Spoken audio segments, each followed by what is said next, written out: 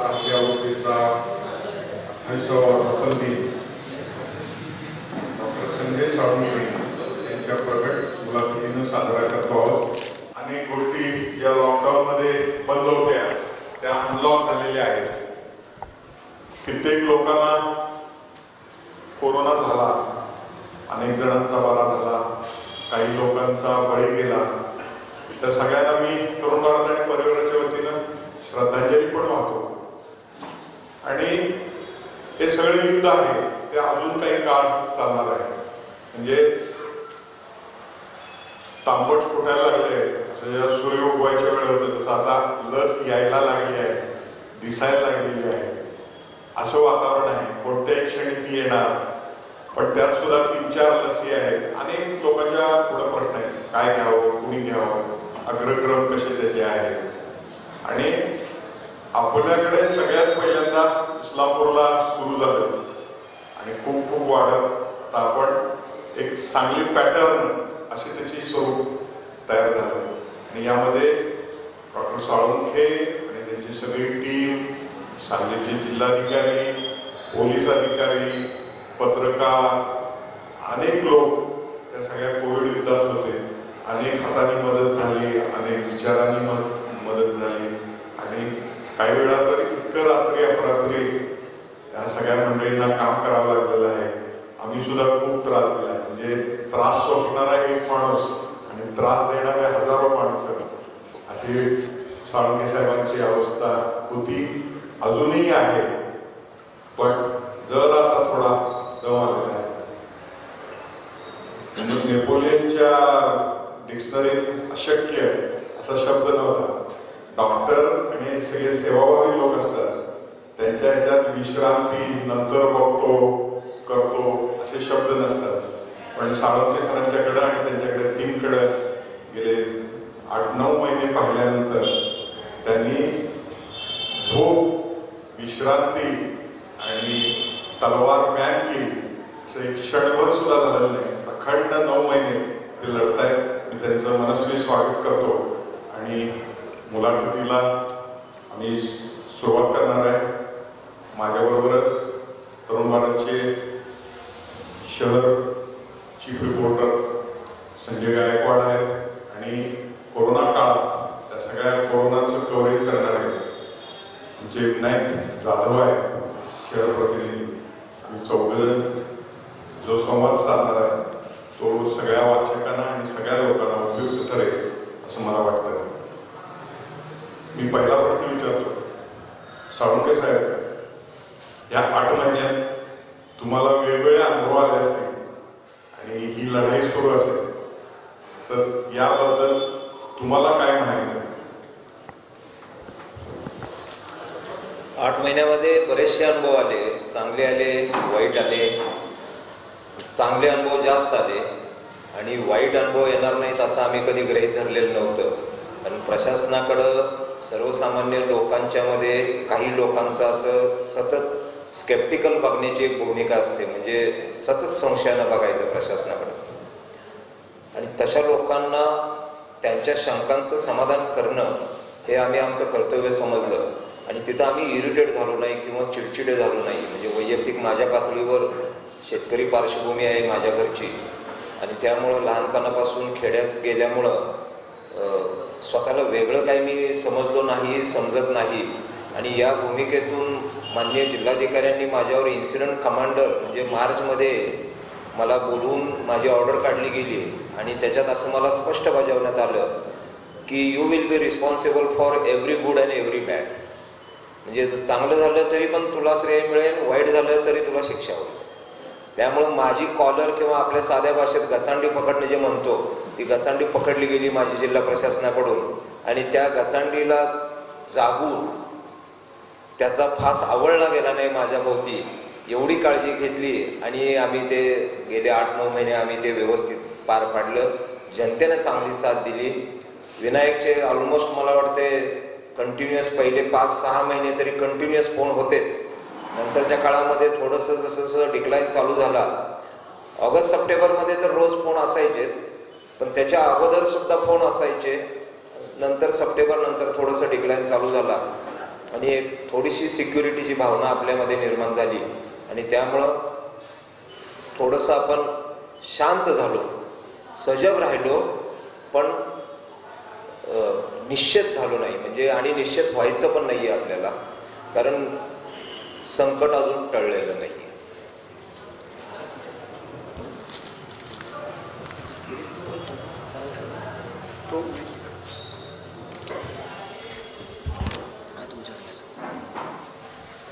Sir 22 मार्चला आपल्याकडे पहिला पेशंट सापडला इस्लामपूर आणि त्यानंतर आपल्याकडं 30 मार्चपर्यंत 22 ते 27 पेशंट झाले आणि मुंबईनंतर सांगलीचा नंबर होता. त्यावेळीची तुमची रिॲक्शन काय होती आणि लोकांना त्यावेळी कशा प्रकारे तुम्ही हँडल करता? त्यावेळची परिस्थिती अशी होती की आमचे राज्यस्तरावरचे संचालक कार्यालयापासून आयुक्त कार्यालयापासून आमची कान उघडणी करण्यात आली की तुम्ही काय करताय म्हणून. म्हणजे एका ठिकाणी एका एवढ्या शॉर्ट पिरियडमध्ये तुमच्याकडं 26 पेशंट झाले म्हणजे तुमची यंत्रणा सुस्तावलेली आहे किंवा तुमच्या यंत्रणे अकार्यक्षमरित्या काम करत आहे असा एक ठपका तात्पुरत्या कालावधीसाठी आम्हाला झेलावा लागला. तो झेलला पण आम्ही, पण त्याच्यातून आम्हाला माहीत होतं की काय होणार आहे म्हणून आम्ही त्यातल्या चांगल्या गोष्टी केल्या. म्हणजे एका ठराविक फॅमिली पुरता मर्यादित असणारा आजार कम्युनिटीमध्ये जाऊ दिला नाही आम्ही. त्याच्यासाठी जो कंटेनमेंट झोन इस्लामपूरमध्ये आम्ही युद्ध पातळीवर तयार केला, याच्यामध्ये तालुका आरोग्य अधिकारी आणि वैद्यकीय अधीक्षक तिथल्या उपजिल्हा रुग्णालयाचे, त्याच्यानंतर तिथले DYSP डॉक्टर पिंगळे साहेब, श्रीकांत पिंगळे, या सगळ्यांचं आम्हाला चांगलं कोऑर्डिनेटेड असं एक मदत मिळाली. आणि माननीय जिल्हाधिकारी सरांचा जो कंटेनमेंट झोनची गव्हर्नमेंट ऑफ इंडियाच्या ज्या गाईडलाईन्स आलेल्या होत्या त्या आम्ही ह्या इस्लामपूरच्या प्रकरणाच्या अगोदरच आम्ही त्या ऑलमोस्ट कोळून पिल्या होत्या. त्यामुळं सुरुवातीच्या काळामध्ये जे कंटेनमेंट झोनच्या गाईडलाईन्स होत्या तो भला मोठा कंटेनमेंट झोन असायचा 5 किलोमीटरच्या त्रिज्येचा, आणि 5 किलोमीटरच्या ह्याच्यामध्ये म्हणजे ऑलमोस्ट सगळेजणच त्यात पॅक होऊन जात होती. तरी पण थोडंसं विचार करून आम्ही तिथं इस्लामपूरचा काही ठराविक एरिया जादा घेतला गेला. पण त्याचा फायदा असा झाला की तो आम्ही त्याचं संक्रमण जे आहे कोविडचं ते इस्लामपूरमध्ये इतरत्र नव्हे तर बाहेर कुठेही आम्ही ते होऊ दिलं नाही. त्याच्यानंतर इन्स्टिट्यूशनल क्वारंटाईन जे आम्ही समाज कल्याण वसतिगृह घेतलेलं होतं, यंत्रणा आमच्या सगळ्या इन्फ्रास्ट्रक्चर वाईज आम्ही तयार होतो, त्यामुळं आम्हाला काही फारशी अडचण आली नाही आणि तो स्प्रेड आम्ही रोखू शकलो. हेच ते आमचं त्यावेळचं यश होतं. आणि त्याला सांगली पॅटर्न म्हणून सुरुवातीच्या काळात थोडंसं त्याला प्रसिद्धी मिळाली, पण माझ्या अंतर्मन मला साक्ष देत होतं की हा सांगली पॅटर्न वगैरे काही नाही आहे. हे आपण केलेले त्यावेळची परिस्थितीला अनुषंगिक काम होतं आणि पुढं भविष्यामध्ये त्याचा मोठा धोका अजून आहे ही जाणीव मी सतत ठेवलेली होती. इव्हन मधल्या काळामध्ये सांगली कोरोना मुक्त झाली असं काही मीडियाच्या लोकांनी एक वाक्य तयार झालं होतं आणि ते सुद्धा मी त्यांना आवर्जून सांगत होतो की हे फसवं वाक्य आहे. कोरोनामुक्ती ही एवढा सहज साध्य विषय नाही आहे, त्यामुळं कोरोनामुक्ती हा शब्द कृपा करून तुम्ही वापरू नका. कारण आत्मवंचना ठरेल म्हणलं की आपण जर एवढ्या कमी कालावधीत प्रिमॅच्युअरली आपण जर असं आपल्याच एखाद्या ह्याच्यावर भाष्य करायला लागलो की सांगली कोरोनामुक्तीकडे वाटचाल, सांगली कोरोनामुक्त, तर तसं काही होणार नाही आहे. अजून धोका पुढं आहे, होता हे मला माहीत होतं आणि तसा पुढं आपल्याला तो ऑगस्ट सप्टेंबरमध्ये त्याचा सामना करावा लागला.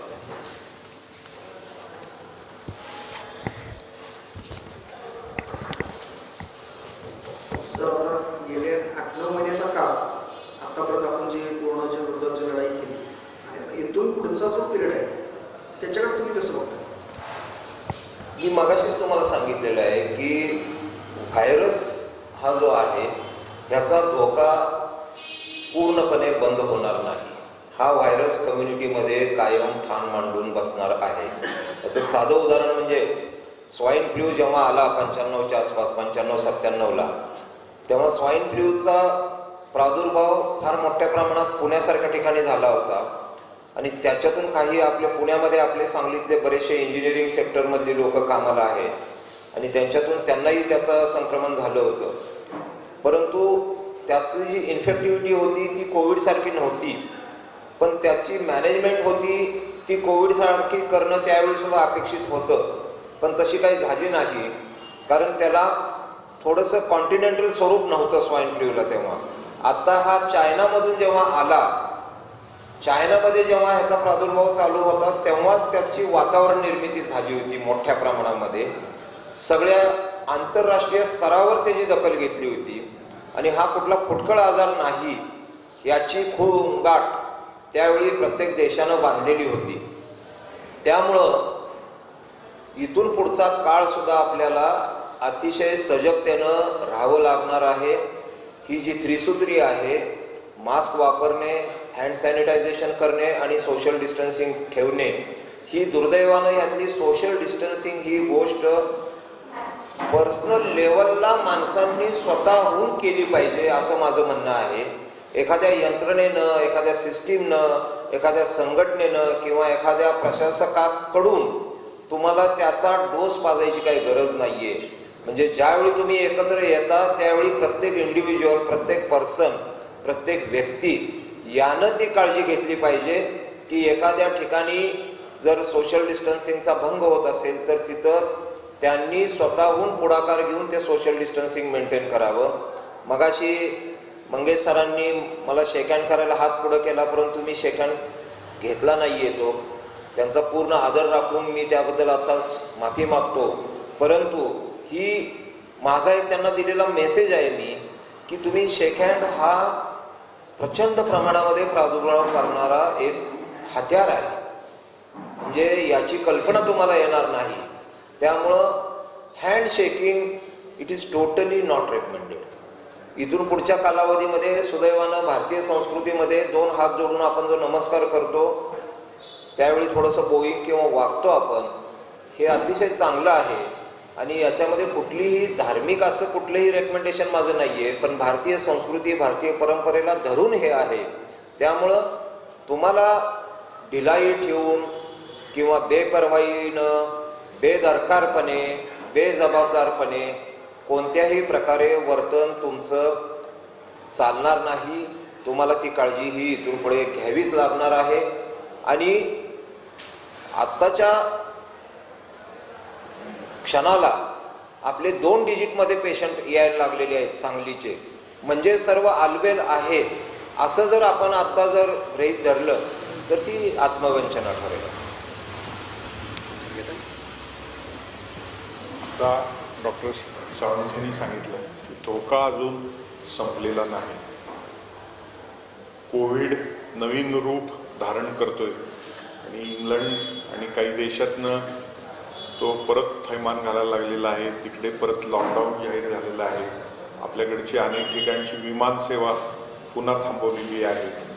आणि मुंबईत काल जी विमानानं 5,000-6,000 लोक आले, त्यांना तेथेच क्वारंटाईन करून 5,000 हॉटेलमधल्या 5,000 खोल्या घेऊन त्यांना थांबवण्यात आलं आणि मागच्यासारखा धोका परत नको असं सुरू केलं.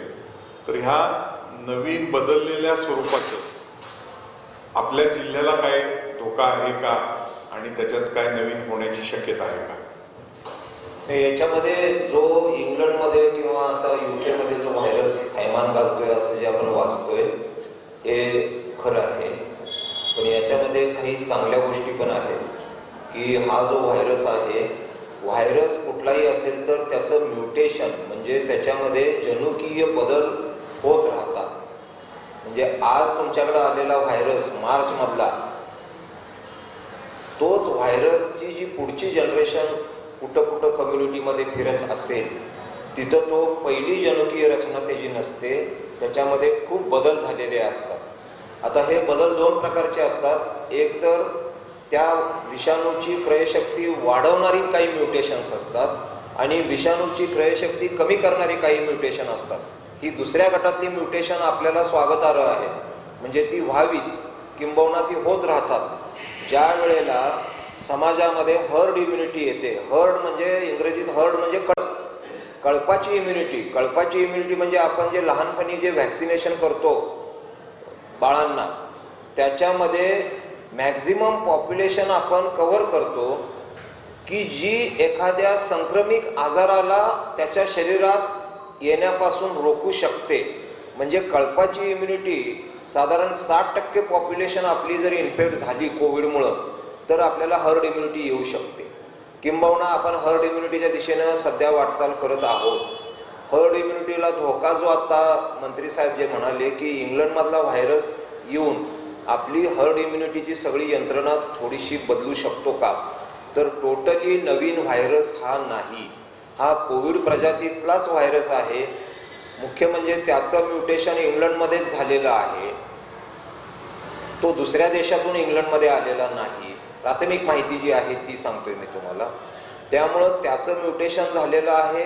परंतु त्या म्युटेशनचे धोकादायक गोष्टी अशा आढळून आलेल्या आहेत की त्या व्हायरसची संक्रामकता जास्त आहे. म्हणजे पूर्वी एक व्हायरस समजा 10 लोकांना जर इन्फेक्शन देत असेल तर हा व्हायरस एका वेळी समजा 10 पेक्षा जास्त म्हणजे ढोबळमानानं आपण 20-30 लोकांना इन्फेक्ट करू शकतोय. म्हणजे त्याची इन्फेक्टिव्हिटी जास्त आहे. परंतु ज्याला आजार झालेला आहे त्याच्यामध्ये तो फारसा फॅटल आहे असं अजून आढळून आलेलं नाही.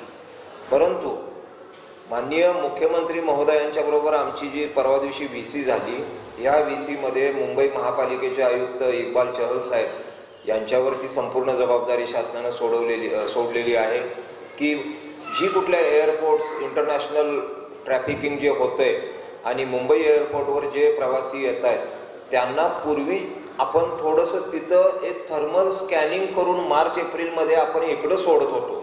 म्हणजे त्याचं क्लिनिकल जजमेंट घेतलं जात होतं. ह्याला ताप आहे का किंवा ह्याला काय बाकीची लक्षणं आहेत का, नाही येत ना, मग त्याच्या डेस्टाईन डिस्ट्रिक्टला जाऊ दे, म्हणजे सांगलीचा जाऊ दे सांगलीला, सोलापूरचा सोलापूरला.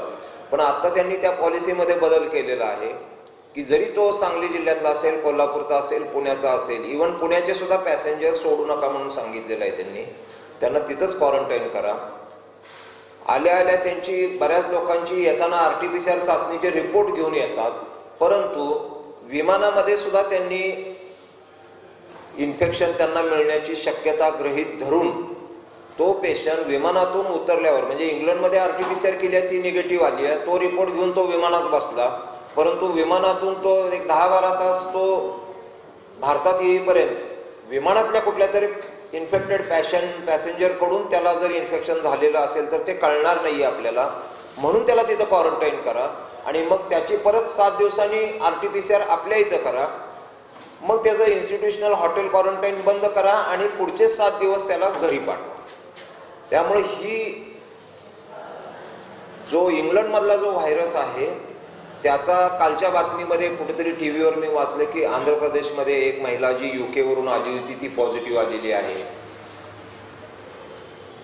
त्या पॉझिटिव्ह महिलेचे जे सॅम्पल्स आहेत ती राज्य शासनाची काल महाराष्ट्र शासनाच्या आरोग्य विभागाची एक आम्हाला परिपत्रक आलेलं आहे की त्याच्यामध्ये जे इंटरनॅशनल पॅसेंजर्स विशेषतः UKहून आलेले आहेत आणि जे पॉझिटिव्ह येतील त्यांचं सॅम्पल राष्ट्रीय विषाणू प्रयोगशाळेकडे पाठवा, जेणेकरून त्या विषाणूची जनुकीय रचना इंग्लंडमधल्या व्हायरसशी साधर्म्य असणारी जर असेल तर आपल्याला थोडासा ऑलरेडी लवकर क्लू मिळू शकेल.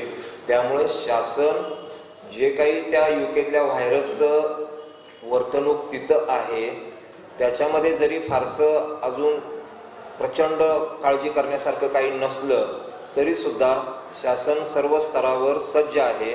आणि तो जर व्हायरस इकडं आपल्याकडं आला तर नंबर ऑफ पेशंट वाढू शकतील. आणि मग नंबर ऑफ पेशंट आपल्याला धोका काय होतो तुम्हाला सांगतो. 100 पेशंट एका माणसानं व्हायरसनं अफेक्ट केले तर आपल्याला प्रॉब्लेम कुठं येतो, त्यातल्या 85 लोकांचा आपल्याला प्रॉब्लेम येत नाही. पण त्यातली जी 15 लोक जी आहेत की जी फॅटल इलनेसमध्ये जाणार आहेत, ज्याच्यामध्ये 50 वर्षाच्या वरील आहेत, ज्यांना डायबिटीस हायपरटेन्शन आहे, या लोकांची आपल्याला काळजी आहे. त्यामुळं संक्रमकता जास्त आहे एवढ्यावर समाधान मानायचं नाही आहे आपल्याला. त्या संक्रमण होणाऱ्या काही लोकांच्या मध्ये आपल्या घरातले एल्डरली लोक आहेत, वयस्कर लोक आहेत, यांना तो विषाणूचा संसर्ग होऊ नये याच्यासाठी आपल्याला काळजी घ्यावी लागेल. सर आता आपल्याकडे मार्चपासून आला, आता डिसेंबर आला, पण मी ज्यावेळी या बातम्या देत असताना आपल्याशी बोलत होतो त्यावेळी मार्च एप्रिल मे ह्या काळात आपल्याकडं सांगली जिल्ह्यात कोरोना मर्यादित होता. पण अनलॉक जूनमध्ये चालू झालं. जून जुलै ऑगस्टमध्ये आणि सप्टेंबरमध्ये त्याचा स्फोट झाला आपल्याकडं आणि ऑक्टोबर नोव्हेंबर डिसेंबरला तो डाऊन आला. त्यामध्ये कशा प्रकारे बदल झाला आणि काय याला कारण असावेत की जेणेकरून एका दिवशी 1157 सारखे आपल्याकडे हायस्ट रुग्णसंख्या आली, 35 40 मृत्यू व्हायला लागले. तर हे आणि त्यावेळी प्रशासनानं कशी भूमिका पाहिली? तर याच्यामध्ये जेव्हा मंदूरचा हॉटस्पॉट आपला तयार झाला त्यावेळेस जिल्हा प्रशासनाला त्याची कोविडच्या ह्याची चुणूक बघायला मिळालेली होती. आणि सुरुवातीच्या काळामध्ये लॉकडाऊनमध्ये लोक लॉकडाऊनचे निर्बंध तोडून चोरून छुप्या मार्गानं येत होते. पण ते जे लोक येत होती ती त्या कोविड संक्रमित एरियातून येत होते, ते पेशंट नव्हते. हळूहळू त्याचं रूपांतर असं झालं की डायरेक्ट पेशंट यायला लागले आपल्याला. म्हणजे पुण्यातले काही लोक डायरेक्ट तिथं टेस्ट दिलेली होती त्यांनी, त्याचा रिपोर्ट काही ठिकाणी टेस्ट देऊन सांगली जिल्ह्यामध्ये आपली पॉलिसी अशी होती की एकदा तुमची टेस्ट घेतली तर तो माणूस क्वारंटाईनमध्येच पाहिजे. त्यानं टेस्ट दिली आहे आणि तो बाहेर कुठेतरी फिरतोय असं आपण केलं नाही. पण काही जिल्ह्यामध्ये पुण्याला लोड भरपूर होता, मुंबईत लोड भरपूर होता, या सगळ्या लोकांना ॲडमिट करायची परिस्थिती नव्हती. कारण आपल्याकडं RT-PCR चाचणी घेण्यासाठी मधल्या काळामध्ये आठवत असेल की पेशंट हा इंडोरच असायला पाहिजे होता. हॉस्पिटलाइज्ड पेशंटचीच RT-PCR घेत होतो आपण, जेणेकरून त्याचा रिपोर्ट जर पॉझिटिव्ह आला तर त्याला तिथल्या तिथं त्याला बाकीचे उपाययोजना करता येतील.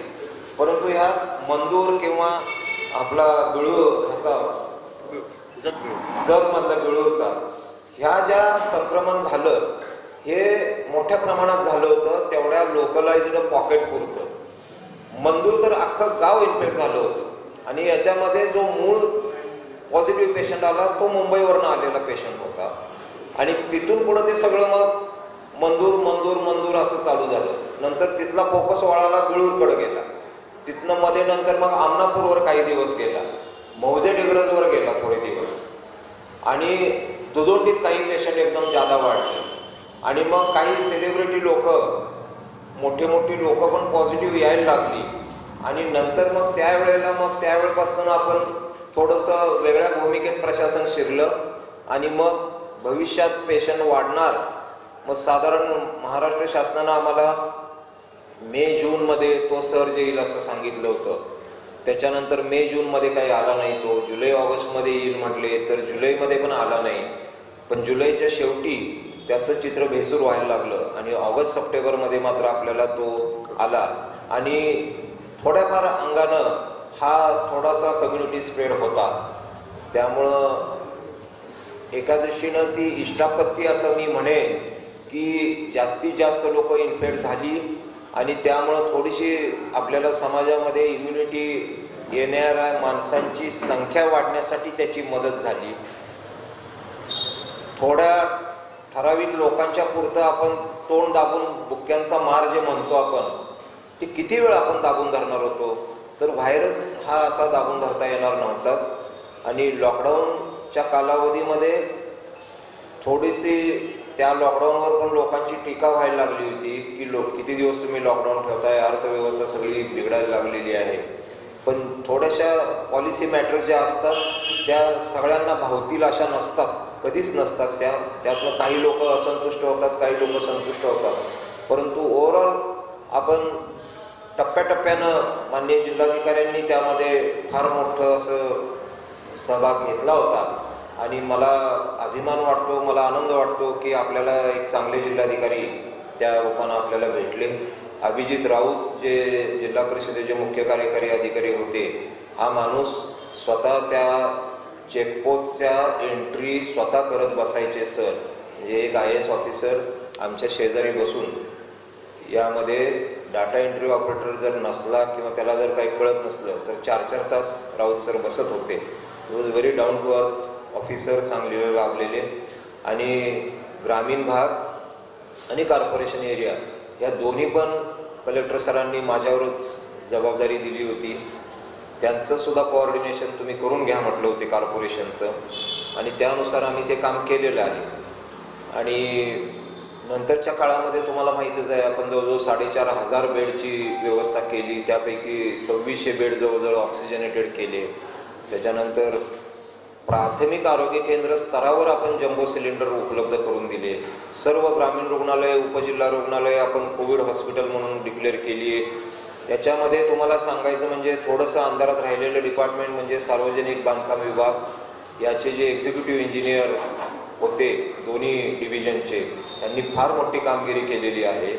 यांनी सर्व ग्रामीण रुग्णालयाच्या आणि मेडिकल कॉलेजच्या ऑक्सिजनच्या पाईपलाईनिंगचं काम आणि प्रत्येक बेडला ऑक्सिजन पोर्ट बसून देण्याचं जे काम आहे ते PWDनं अत्यंत तडफदार भूमिकेतून अत्यंत चांगल्या ह्याच्यातून केलेलं आहे. माझे त्यांना कायम धन्यवाद राहतील, कारण त्यांनी कुठेही फोकसमध्ये आले नाही ते डिपार्टमेंट, पण त्यांनी फार चांगलं काम केलेलं आहे तुम्हाला सांगतो.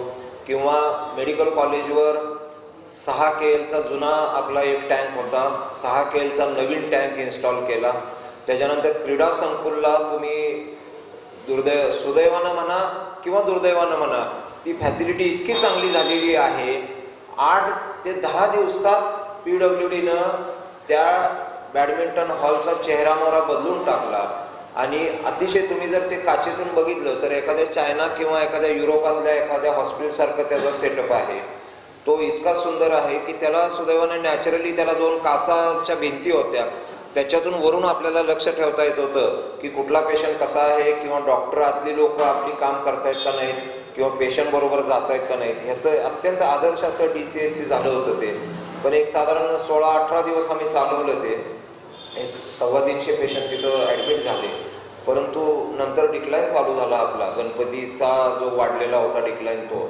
त्यामुळं ती फॅसिलिटी आम्ही लॉक करून ठेवलेली आहे, अत्यंत चांगल्या अवस्थेत ठेवलेली आहे. तिथे एक आपण ऑक्सिजन टँक इन्स्टॉल केलेला आहे 6 KLचा. नंतर मेडिकल कॉलेजचं पॅथॉलॉजीचं जुनं डिपार्टमेंट आहे, तिथं 60 बेडचं वेगळं DCSC तयार करून ठेवलं होतं. तिथंही नंतर पेशंट कमी झाले, परंतु मेडिकल कॉलेजच्या मेन बिल्डिंगमधली 315 बेड्स, ही पॅथॉलॉजी डिपार्टमेंटमधली 60 बेड, आणि हे जवळजवळ 140 बेडचं क्रीडा संकुलमधलं युनिट, हे अजून आपण बंदिस्त ठेवलेलं आहे, आपल्या ताब्यात आहे. आणि जरी भविष्यामध्ये पेशंटची संख्या वाढली तरीसुद्धा आपल्याला ते वापरता येणार आहे. तुम्ही आत्ता सविस्तर आढावा घेतला. आपल्या जिल्ह्यात साधारण 47,000 लोकांना लागण झाली, त्यातले बरेचसे बरे झाले, चांगले झाले. तर हे बरे झालेले लोक आहेत, यांना पुन्हा होण्याची शक्यता आहे का? आणि आता सगळं अनलॉक झालंय, त्या पार्श्वभूमीवर त्यांनी आणि इतरांनी काय काळजी घेतली पाहिजे? ज्यांना कोविड होऊन गेलेला आहे अशा लोकांना रिइन्फेक्शनच्या बातम्या आपण अधूनमधून वाचत असतो, पण रिइन्फेक्शन अजून सायंटिफिकली सिद्ध झालेलं नाही. याच्यामध्ये होतं कसं की जेव्हा अँटीजेन किंवा अँटीबॉडीजचा विषय आपण चर्चेत घेतो, शरीरामध्ये अँटीबॉडीज म्हणजे प्रतिकारशक्ती करण्यासाठी जी काही पांढऱ्या पेशींची यंत्रणा असते ती तयार होते, आणि मग परत जर तो शत्रूनं शरीरामध्ये प्रवेश केला तर ते जे सैनिक तयार झालेले असतात आपल्यात, ते त्याच्याबरोबर लढतात. आता ह्या अँटीबॉडीज हा आजारच इतका नवीन आहे, ब्रँड न्यू आजार आहे. तुम्हाला सांगतो, आपल्या साध्या भाषेत बोलायचं झालं तर या आजारानं 3 सीझन सुद्धा पूर्ण केलेले नाही आहेत. आपण त्या आजाराचा उन्हाळा बघितला, त्या आजाराचा पावसाळा बघितला, आणि त्या आजाराचा आता हिवाळा आपण बघत आहोत. हिवाळ्यामध्ये जनरली व्हायरल डिझिजेस जे असतात त्यांचं संक्रमण जोरात होत असतं, परंतु सांगलीत अजून तसं काही आपल्याला आढळलेलं नाही. आणि उन्हाळ्यामध्ये व्हायरस कमी प्रमाणात संक्रमित होतो, परंतु मुंबईसारख्या ठिकाणी किंवा महाराष्ट्रात जळगावसारख्या ठिकाणी तो उन्हाळ्यामध्येच तो जास्त प्रमाणात संक्रमित झालेला होता. त्यामुळं रिइन्फेक्शन जे आपण म्हणतोय ते रिइन्फेक्शन अँटीबॉडीज त्याच्या किती दिवस राहणार आहेत, त्याची क्रयशक्ती त्या अँटीबॉडीची 8 महिने आहे का 2 वर्ष आहे का लाईफ टाईम आहे, हे काही माहीत नाही आहे. तरीसुद्धा आपल्या ज्या टी लिम्फोसाइट नावाच्या पेशी असतात त्या पेशींची प्रतिकारशक्ती वाढत असते आणि ही जी टी लिम्फोसाइटची इम्युनिटी आहे ती आपल्याला, मला वाटते माझ्या वैयक्तिक पर्सनल लेवलला मला उत्तर द्यावं लागलं तर मी असं उत्तर देईन की शक्यतो ही इन्फेक्शनचे चान्सेस फारसे नाही आहेत. आता सर इंडियामध्ये किंवा वर्ल्डमध्ये सगळीकडे वॅक्सिनची चर्चा आहे. आपल्या सांगली जिल्ह्यामध्ये प्रत्यक्ष लसीकरणाला कधी सुरुवात होऊ शकते? प्रत्यक्ष लसीकरणाला सुरुवात साधारणपणे आम्ही जानेवारीच्या दुसऱ्या आठवड्यामध्ये नियोजन केलेलं आहे, परंतु 17 जानेवारीला आपला पल्स पोलिओची एक मोहीम आहे. तो नॅशनल इम्युनायझेशन डे NID जो म्हणतो आपण तो आहे. त्यामुळं साधारण तो पल्स पोलिओ संपला की जानेवारीच्या तिसऱ्या आठवड्यामध्ये किंवा लेटेस्ट चौथ्या आठवड्यामध्ये आपलं व्हॅक्सिनेशन चालू होईल. त्याच्यासाठी सगळी पूर्वतयारी आपली झालेली आहे. सर, जिल्ह्यात आत्तापर्यंत 1727 रुग्ण मृत्यू झाला. आपला दर कधीतरी देशाच्या कधीतरी जगाच्या वर होता आता. पण त्या काळात पहिला जो रुग्ण वारला 19 एप्रिलला 2020 साली, त्याच्यावर भरपूर टीका आजपर्यंत प्रशासनाकडे होते. नेमकं ती परिस्थिती काय होती आणि त्याच्याबद्दल आपलं मत काय? त्याच्यामध्ये प्रशासनावर बोट उगारलं गेलं होतं. म्हणजे तो कोविड निगेटिव्ह आला किंवा कोविड पॉझिटिव्ह आला किंवा त्याच्या घरातले लोक कोविड पॉझिटिव्ह आले नाहीत. आता या गोष्टी या सायंटिफिक बेसिसवर जर बोलायचं झालं तर आमचं प्रशासनाचं म्हणणं असं आहे की त्याच्या घरात एखादी व्यक्ती जर आजारी असेल, सुस्थितीतलं घर होतं, त्याच्यानंतर सुखवस्तू घर होतं आणि त्या काळामध्ये आपल्या गाईडलाईन्स अशा होत्या की घरात कोणाला थंडी ताप आला तर त्यांनी घरातल्या घरात वेगळं आयसोलेट व्हावं आणि तसं आयसोलेट केलं तर कुटुंबातल्या इतर व्यक्तींना त्याचा प्रादुर्भाव होण्याची शक्यता नसते.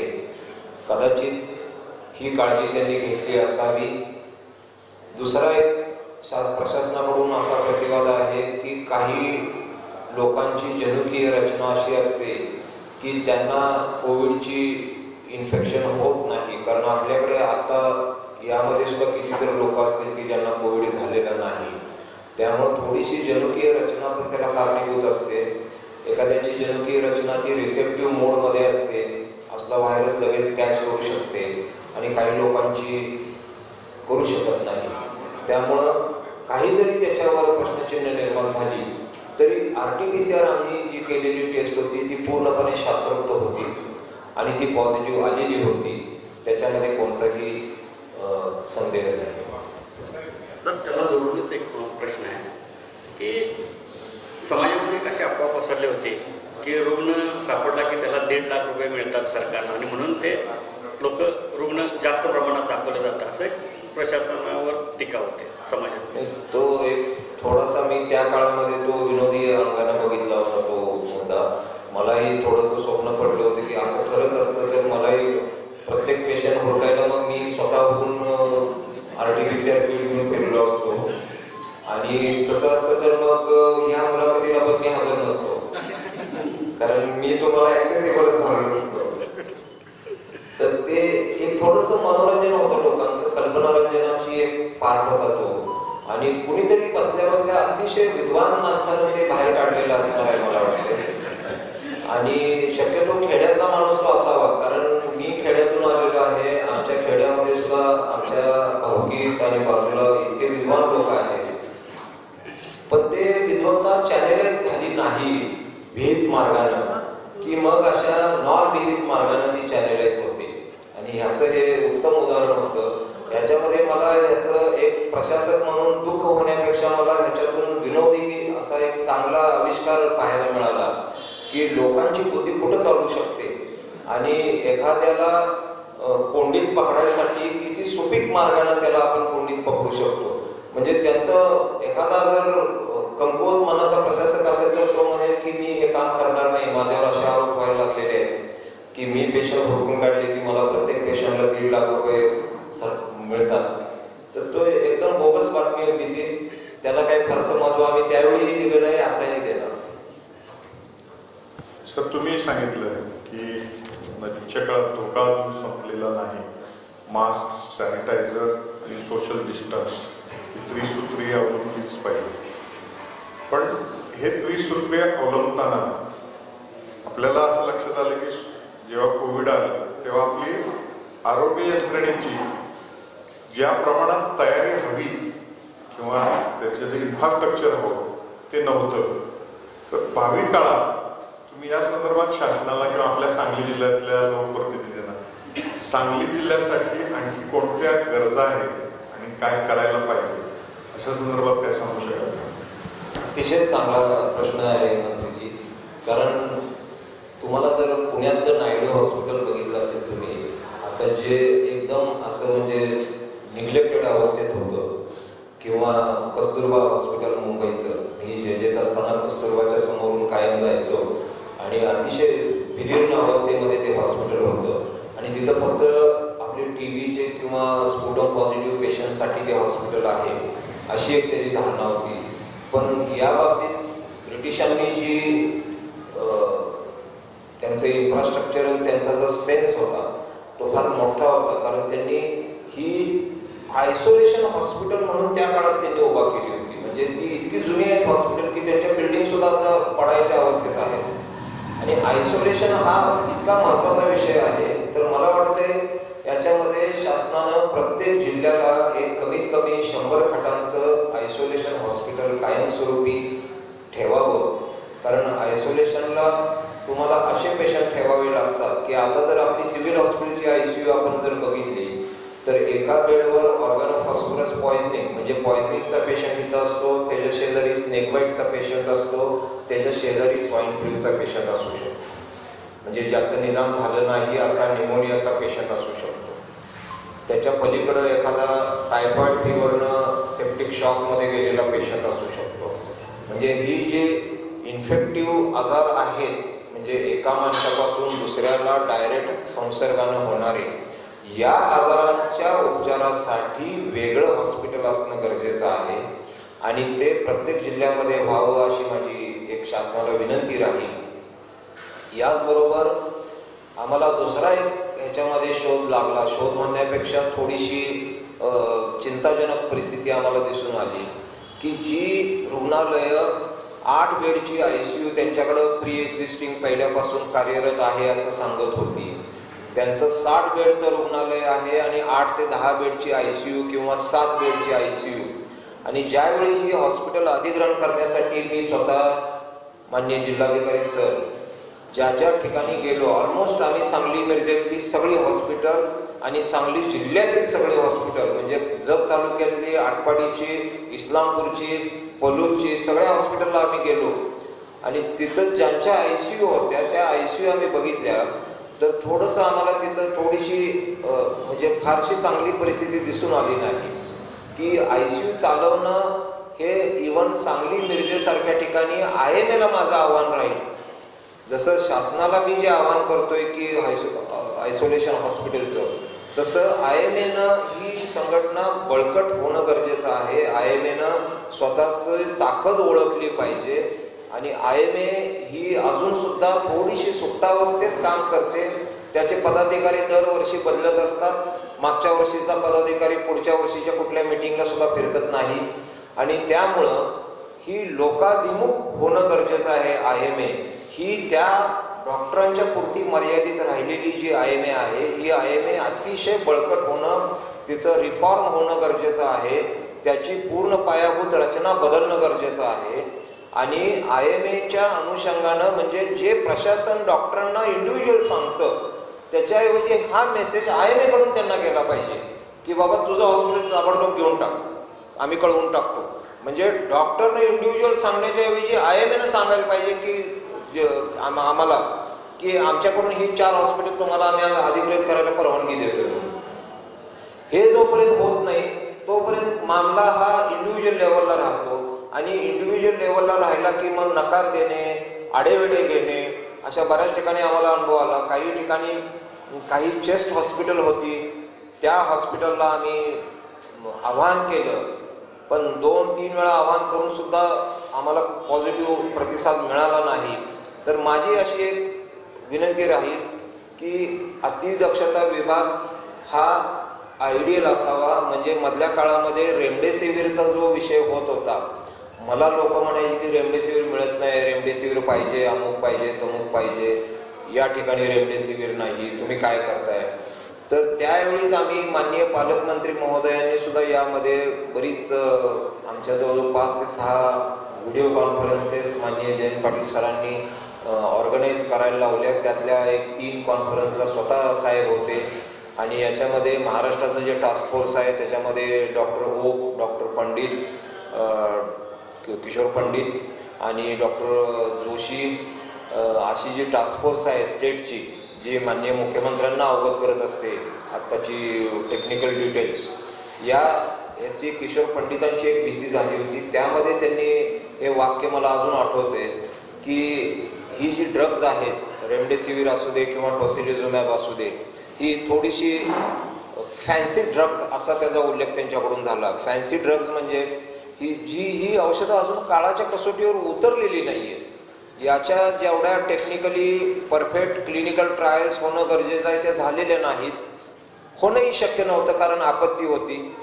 कोविडसारखा अकराळ विकराळ राक्षस आपल्यासमोर उभा असताना आपण मग ज्या काही सेट ट्रेंड्स आहेत ते ट्रेंड मोडून थोडेसे आपत्तीच्या अनुषंगानं काही ट्रेंड्स आपण आणतो.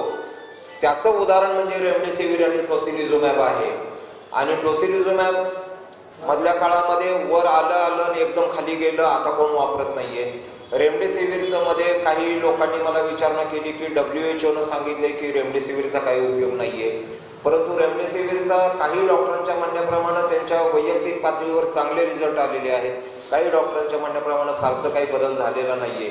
पण किशोर पंडितांनी जे सांगितलं आम्हाला की तुमची ICU मॅनेजमेंट किती परफेक्ट आहे, तुमचं मॉनिटरिंग पेशंटचं किती परफेक्ट आहे, याच्यावर त्या पेशंटचा आउटकम आहे. एखाद्या पेशंटला तुमची रेमडेसिवीरचे विहित पद्धतीनं डोस दिले जात आहेत, तो डायबिटिक आहे पेशंट आणि त्याचं तुम्ही इन्शुलिन डायबिटिक्सच्या पेशंटचे शुगर मॉनिटर करत नाहीये, त्याला मॉनिटर शुगर करून त्या अनुषंगाने तुम्ही इन्शुलिनचे डोस ॲडजस्ट करत नाहीये, त्याचं वेळच्या वेळी त्याला डॉक्टरांच्या व्हिजिट्स होत नाहीयेत, त्याची ICUच्या प्रोटोकॉलप्रमाणे त्याची मॉनिटरिंग जर होत नसेल तर त्याला दिलेलं रेमडेसिवीरचा काही उपयोग होणार नाही. म्हणजे नुसतं रेमडेसिवीर रेमडेसिवीर हे काही मॅजिक ड्रग नाहीये, एक अँटीव्हायरल ड्रग आहे आणि दुसरं कुठलंही ड्रग नव्हतं. त्यामुळं हे वापरून बघायचा प्रयत्न काही ठिकाणी झाला, त्याला काही सुदैवानं पेशंटला काही चांगले रिझल्ट आले, वापरलं गेलं. पण याचा अर्थ रेमडेसिवीर दिलं नाही म्हणून पेशंट मरणार आहे किंवा रेमडेसिवीर दिले की पेशंट वाचणार आहे असं डॉक्युमेंटेशन कुठेही झालेलं नाही. त्यामुळं रेमडेसिवीर आम्ही वापरायला जिथं शक्य होतं तिथं वापरायला दिलं. जवळजवळ 3067 व्हायल्स शासनाच्या माध्यमातून आम्ही त्या वापरल्या गेल्या.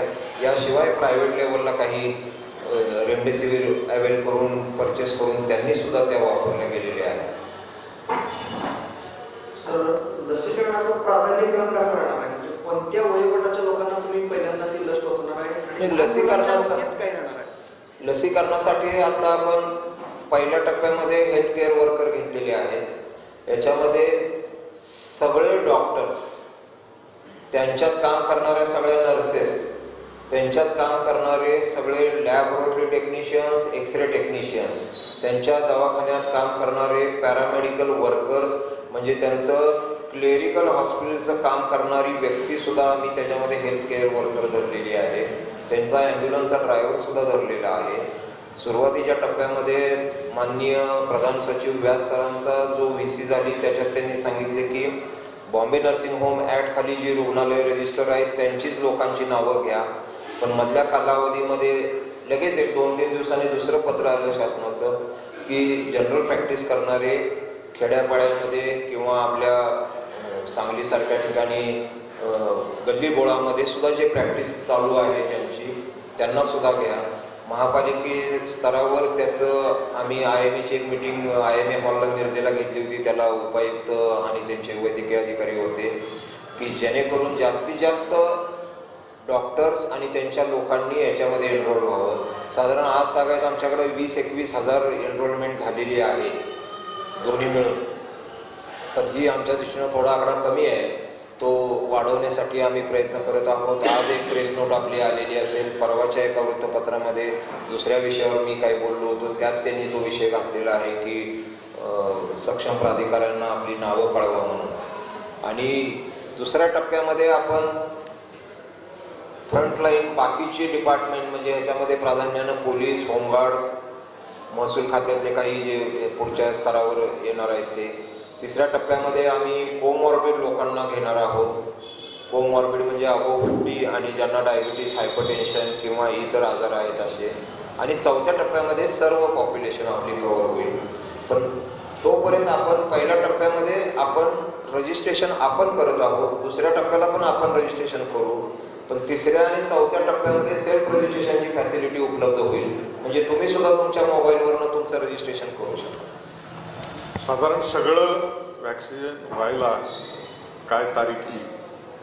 पूर्ण सांगली जिल्ह्याचं बाबा तर 99%, 100% सर्वांना लसीकरण झालं असं व्हायला काय होईल? आणि मेजर त्यातला टप्पा किती वेळ पूर्ण होईल?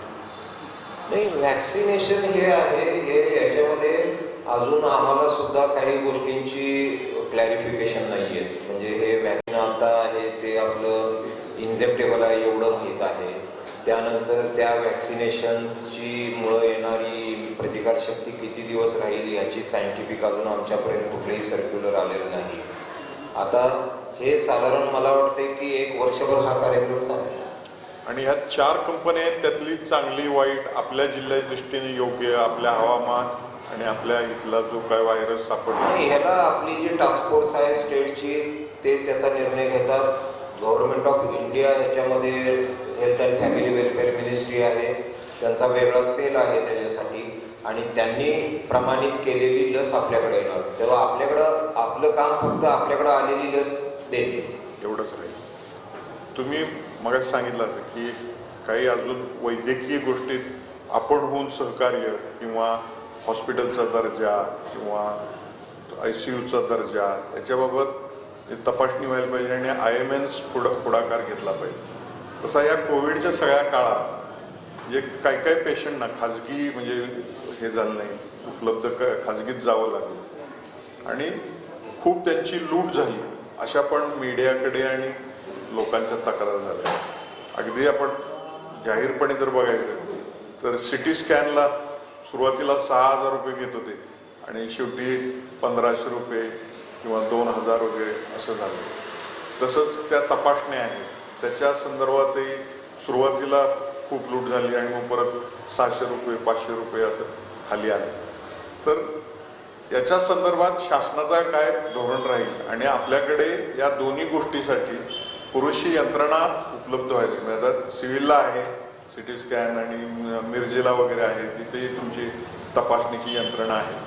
पण अगदी तालुका स्तरावर ह्या होतील आणि लोकांना CT स्कॅन, फोटो किंवा त्याच्यातल्या ज्या गोष्टी आहेत त्या रिझनेबल रेटमध्ये अवेलेबल होतील. कारण आज गरिबाला 2 लाख 3 लाख असं खर्च करून उपचार करणं आणि त्यासाठी वेट करणं शक्य नाही. म्हणजे आता कुणाकडे जावा हे करा, म्हणजे जेव्हा एकदम हाय सगळे असे लोक झाले तेव्हा बेडसुद्धा मिळायची आवश्यक कठीण अवस्था झाली. काहींनी म्हणजे ॲम्ब्युलन्समध्येच ऑक्सिजन लावून 8-8 तास वेटिंग केलं आणि मग बेड मिळालं असं झालं. ह्याच्यावर काय शासन विचार करतंय किंवा तुमच्या पातळीवर तुम्ही काय विचार करताय? नाही, याच्यामध्ये एक पहिला मुद्दा म्हणजे CT स्कॅनचा जो विषय काढला, हा CT स्कॅनचा शासनानं रेकमेंड केलेला नाही.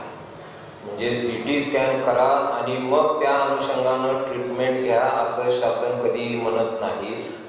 शासनाची जी टास्क फोर्स आहे याच्यामध्ये उत्तम सगळे ICUचे आणि मेडिसिनचे तज्ज्ञ लोक आहेत, त्यांनी हा कधी विषय रेकमेंड केलेला नाही. हा मधल्या कालावधीमध्ये थोडासा जनतेची दिशाभूल करण्यात आली आणि त्यामुळं प्रत्येकजण उठायला लागला. ते अगोदर श्वास घ्यायला त्रास होतोय, ताप आला की तो डायरेक्ट CT स्कॅनकडे जायला लागला. आपल्याला माहीत आहे की साधारण स्वाभाविकता माणसाची मनोवृत्ती ही 2 टप्प्यामध्ये विभागली गेलेली आहे. एक सोशल सेन्स असलेली आणि एक अँटी सोशल. यात अँटी सोशल एलिमेंट प्रत्येक व्यवसायात जसे आहेत तसे काही वैद्यकीय क्षेत्रातही असण्याची शक्यता आपल्याला नाकारता येत नाही. आणि यांनी ज्या सोशल सेन्सनं काम करणं गरजेचं होतं त्या काही ठिकाणी ते झालेलं नाही. म्हणून शासनानं शेवटी HRCTच्या रेट फायनलायझेशनचं एक पत्र काढलं आणि त्या अनुषंगाने त्याचं बिलिंग घ्या असं एक पत्र निघालं. त्यासाठी रेडिओलॉजी असोसिएशन जी आपण मीटिंग घेतली त्यांना ते हे दिलं. पण त्याच्यामध्ये परत ते किती स्लाईजचं मशीन आहे त्याला ते विषय गेले. पण बरेचसे जे मशीन्स होती ती 16 स्लाईजच्या वरच होती आणि त्यामुळं त्यांना तो रेट होता तो लागू पडतच होता. त्यामुळं हा विषय आहे, हा एकच त्याला पर्याय होऊ शकतो म्हणजे शासनानं स्वतःची यंत्रणा उभी करणं. तालुका स्तरावर CT स्कॅन किंवा MRIची यंत्रणा नजीकच्या भविष्यात तर काही शक्य नाही म्हणजे स्पष्टच आहे. जिल्हा स्तरावरच ती यंत्रणा आपल्याकडे उपलब्ध आहे. RT-PCR चाचण्यांच्यासाठी सुद्धा आपण सुरुवातीच्या काळामध्ये फक्त आपल्याकडं करत होतो, आपण बाहेर कोणाला दिलेलं नव्हतं. मधल्या काळात नंतर मेट्रोपॉलिसला आपण एक परवानगी दिली. नंतरच्या काळामध्ये काही दुसऱ्या लॅबोरेटरीज आल्या, कृष्णा वगैरे, यांना सुद्धा आपण लवकर परमिशन दिलेली नव्हती. कारण आम्हाला तो धोका माहीत होता की कदाचित याचं अप्रुव्हल घेऊन मनमानी रेट आकारले जाण्याची शक्यता होती. म्हणून आम्ही 24 तास त्यांच्यावर काही ठिकाणी आम्ही डमी केसेस पाठवून पण त्याची खातरजमा केली. पण मधल्या काळामध्ये रॅपिड अँटीजेन टेस्ट जशा वाढत गेल्या आणि बऱ्याच लोकांना अप्रुव्हल दिलं गेलं आमच्याकडून, कारण देणं गरजेचंच होतं, शासनाचे पण तसे निर्देश होते. आणि मग तासगाव किंवा जत किंवा आटपाडी किंवा सांगलीमध्ये बऱ्याच लोकांच्या पॅथॉलॉजी लॅब टेक्निशियन्स जे पॅथॉलॉजीकडे काम करत आहेत त्यांचं ऑथरायझेशन आम्ही दिलेलं होतं. आणि काही ठिकाणी जादा रेट घेतल्याच्या तक्रारी पण आमच्याकडे आल्या, तर आम्ही तिथं जाऊन खातरजमा करून काही ठिकाणी पैसे त्यांना परत द्यायला लावले. तुम्ही जे मेडिकलची बिलासंबंधी जे बोलला त्याची जवळजवळ 2.25 कोटीची वसुली सांगली जिल्ह्यानं केलेली आहे. आणि याच्यामध्ये ज्या हॉस्पिटलनी बिलं ऑलरेडी देऊन लोक पे करून गेली होती त्याचंही मान्य जिल्हाधिकारी सरांनी ऑडिटच्या आमच्या कमिट्या नेमलेल्या होत्या. त्याच्यामध्ये जिल्हा कोषागार अधिकारी म्हणजे ट्रेझरी ऑफिसर हे त्याचे नोडल अधिकारी होते आणि त्यांनी प्रत्येक टीम हॉस्पिटलला आपण ठेवलेली होती. त्यामुळं काही अपवादात्मकरित्या बिलं जास्त घेतली गेली. पण इव्हन हा आपला ऑडिटरचा पॅटर्न कोल्हापूर जिल्ह्यानं आपल्याकडून मागून घेतला. ही गंमत तुम्हाला म्हणजे मी त्यातल्या त्यात सांगतो की आपण पहिल्यांदा पुढाकार घेऊन ही यंत्रणा कार्यान्वित केली.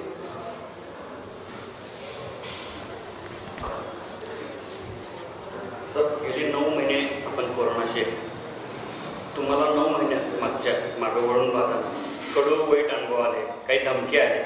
100 वर्षाच्या आजीला तुम्ही बरं केलं, 2 महिन्याच्या बाळाला बरं केलं. पण त्यावेळी कशी परिस्थिती होती? रात्री 1-1, 2-2 वाजेपर्यंत आपलं फोनशी बोलणं व्हायचं. त्या तुम्हाला कसं वाटत होतं की त्या काळात काय म्हणजे वर्ण प्रेशर होतं? कशी परिस्थिती? त्या काळात प्रेशर होतं. माझ्यावर सगळ्यात जास्त प्रेशर होतं कलेक्टर सरांचं. म्हणजे कलेक्टर सरांचं ॲडमिनिस्ट्रेशन थोडं कडक आहे. त्यामुळं मला सुरुवातीला वाटायचं की आपण इथं या सरांच्या कसोटीला किंवा सरांच्या पसंतीला उतरू का. परंतु ज्या म्हणजे आम्ही काही गोष्टींचं आपल्याला सर्वसाधारणपणे आपण मूल्यमापन करताना असं करत असतो की आपल्यावर टाकलेली जबाबदारी, ज्या माणसानं जबाबदारी टाकली आहे तो माणूस आपलं थोडंसं आत्ममधनं कौतुक करेल अशी अपेक्षा धरून आपण चालत असतो. परंतु ती काय आम्हाच्या वाट्याला फारशी आली नाही. पण नंतर आम्हाला इंट्रॉस्पेक्शन आम्ही केलं स्वतःचं. त्यावेळी आम्हाला समजलं की आमच्यावर जबाबदारी टाकलेली आहे आणि ती अजून आमच्यावरच आहे. हीच ॲक्नॉलेजमेंट आहे. कारण याचाच अर्थ तुम्ही त्यांच्या कसोटीला उतरलेला आहात आणि त्यामुळं आम्ही आमचं काम करत राहिलो. सरांनी आमच्यावर जबाबदाऱ्या टाकत गेले, त्या जबाबदाऱ्या त्यावेळी आम्ही निभावत गेलो. आणि बाकीचे काही मीडियाचे इश्यूज मोठे कुठलेही झाले नाहीत. ही एक आमची जमेची बाजू आहे. मीडियाला कुठं अंधारात ठेवलं नाही. ज्यांना फोन येतील त्या सगळ्यांचे फोन उचलून आम्हाला जमेल तशी त्यांची समाधानं केली. मला वाटते मला सगळ्यात जास्त कोणी वाचवलं असेल तर माझ्या मोबाईल फोननंच वाचवलं. कारण हे जितकं मी मी बंद ठेवेल किंवा ह्याच्यापासून लांब पडेल तितक्या माझ्याच अडचणी मी वाढवणार होतो. म्हणून हा फोन सतत चालू ठेवणे आणि कॉम्प्लिकेट होणारी गोष्ट 2 मिनिटात सोडवणे ह्याच्यासारखं ह्या हत्यारामध्ये सामर्थ्य आहे तुम्हाला सांगतो या फोनमध्ये. आणि बऱ्याच वेळा आपल्याला कसं वाटतं की अनोळखी फोन उचलायचा नाही किंवा ओळखीचा काहीतरी आता ह्याचं काम आता परत ते करायला लागणार. असं करायचं असेल तर तुमच्यामध्ये गट्स नाही आहेत फोन वापरायचा असं मला वाटतं. त्यामुळे फोन उचलत राहणे ही एक अव्याहत प्रोसिजर आहे. आणि ज्यावेळी रिटायर होईल मी त्यावेळी आमच्या शेतातल्या विहिरीत त्याचं विसर्जन करेन. तर त्याला जोडलंच कोण आहे की धमकी पण काही वेळा आली तुम्हाला की बेड मिळत नाही. ज्यावेळी काही लोकांनी चांगले तुम्हाला हे दिले की आम्हाला इमिजिएट तुम्ही दिलं की कुणाचा 60वर ऑक्सिजन आला होता, त्या काळातल्या काही सिव्हिल हॉस्पिटलमध्ये बेड्स आपण ॲडजस्टमेंट करून दिले. ह्या काही गोष्टी अशा घडल्या की काय वाटतं तुम्हाला की त्यावेळी तुम्ही माझ्याशी एक वाक्य बोलला होता की मी परीक्षार्थी आहे आणि कुठलेही प्रश्न विचारले ते मला उत्तर देणं बंधनकारक आहे. नाही, लोकांची परिस्थिती पण तशी होती. कारण आता आपल्या जवळचा एखादी व्यक्ती आली आपल्याकडे म्हणली की माझं असं असं काम आहे, मग तुम्ही सर्वसाधारणपणे तुमची ओळख जिथं असेल तिथं तुम्ही फोन करणार आणि मग त्या माध्यमातून त्या व्यक्तीला बेड मिळेल किंवा ॲडमिट होईल याच्यासाठी प्रयत्न करत राहणार. परंतु हे त्या पीक कालावधीपुरतं होतं आणि 1 महिनाभर आपल्याला त्रास होणार आहे हे गृहीत धरून आम्ही त्याला तोंड दिलेलं आहे. त्यामुळे जेवढं शक्य होईल तेवढं आम्ही लोकांना बेड्स दिली. आणि गंमत म्हणजे माझ्या सासऱ्यांचे धाकटे भाऊ सातारमध्ये त्यांना बेड मिळाले नाही म्हणून त्यांचा डेथ झालेला आहे. म्हणजे मी सुद्धा त्यांना तिथे बेड मिळवून देऊ शकलो नाही. अर्थात कंडिशन पण त्यांची घरी त्यांनी नेहमीप्रमाणेच अंगावर काढलं होतं आणि अगदी शेवटची स्टेज आल्यावर मला फोन आला. म्हणजे तो पेशंट जरी मी इकडे बोलवला असता तरी तो वाटेत पेशंट मेला असता. म्हणजे ही जी अवस्था आहे याच्यामध्ये जे मृत्यूचं ऑडिट आम्ही करत आहोत कंटिन्युअस चालू आहे. आता 5 सेशन झालेले आहेत आमचे डेथ ऑडिटचे आणि हे जवळजवळ अजून एवढे डेथचे ऑडिट सगळे कव्हर करायला आम्हाला अजून 1-2 महिने लागतील. तर आतापर्यंत जी ऑडिट आम्ही केली त्याच्यामध्ये आम्हाला आढळून आलेलं आहे की लक्षणं सुरू होण्याचा दिवस आणि पेशंट ट्रीटमेंट खाली येण्याचा दिवस ह्याच्यामध्ये 4 ते 11 दिवसाचं अंतर आहे. म्हणजे लक्षात घ्या की ह्याच्यामध्ये अंगावर काढण्याचं प्रमाण खूप होतं, अजून सुद्धा आहे. कोविडचा मधल्या कालावधीमध्ये किंवा अजून सुद्धा लोक त्याच्याकडं एक स्टिग्मा म्हणून बघतात. म्हणजे हे आपल्या घरात यायला नको होतं, हे आलंय. म्हणजे आमच्या गावात 4-5-6 डेथ झालेली असतील तर ते आमच्या काकीला म्हणलं ते तो काय झालं त्याचं, तर ती म्हटली ते कोविडनं मी यायला म्हणतात, पण ते त्यांच्या घरातले म्हणतात त्याला डायबिटीस होता त्याच्यामुळे. म्हणजे कोविडनं डेथ झालाय ही मान्य करायची अजून मानसिकता आपली नाही. म्हणजे कोविड हे आपल्याला स्टिग्मॅटिक आहे, आपल्यावर बालंट आलं होतं आणि आपल्या फॅमिलीत कोविडचा डेथ झालाय ही काहीतरी कमीपणाची भावना अजून समाजामध्ये आहे. ती बाळगायची काहीच कारण नाहीये. सर्वसाधारण आजार आहे, सगळ्यांना होणार आहे, कुणालाही होणार आहे. त्यामुळं ह्या आजाराबद्दल असं काही बाळगायची काही गरज नाही. तुम्ही हे सगळं लढताय आणि तुम्ही लढतानाच सांगितले की मी कधीही फोन बंद ठेवला नाही, संकटाला छाती काढून समोर गेलो. ह्याच्यात हे मोठं संकटच होतं, यात आनंदाचा प्रसंग असणार नाही. पण एखादा असा टचिंग किंवा खूप चांगला असा अनुभव किंवा आनंददायी अशी घटना अशी असली तर सांगा. तशी एखादी घटना सांगायचं अवघड आहे. कारण काय आहे ते इतकं संमिश्र आहे ते. त्याच्यामध्ये रात्री 1 वाजता एखाद्या पत्रकाराला एखादी चांगली बातमी दिली तर तोही आनंदाचा क्षण असायचा. किंवा एखाद्याचा फोन उचलला नाही म्हणून राग त्याला यायचा, परत दुसऱ्या दिवशी मला फोन का उचलला नाही म्हणून त्याचं बोलणी खायला लागायची. हा काही वेळेला अपसेट करणारा विषय असायचा. पण ओव्हरऑल आम्हाला मुळात आम्ही मूळ स्थायी भाव माझा विनोदाचा आहे. त्यामुळं कुठलीही गोष्ट फारशी मी लावून घेत नाही किंवा कुठल्याही गोष्टीबद्दल मनामध्ये कोणाचा विषय आकस ठेवत नाही. आणि ही एक फार मोठी संधी मला मिळालेली होती, ह्याची जाणीव मला होती. त्यामुळं एक स्टेडी पेसनं मी काम करत राहिलो आहे आणि त्याचं एक चांगलं लोकांच्यापर्यंत मला जाता आलं. मला माननीय जिल्हाधिकाऱ्यांच्यामुळं ती संधी मिळाली आणि त्यामुळं सरांनी माझं डायरेक्ट कधी कौतुक नाही केलं तरी हे कौतुकाचंच एक मापन आहे किंवा परिमाण आहे असं मी म्हणतो.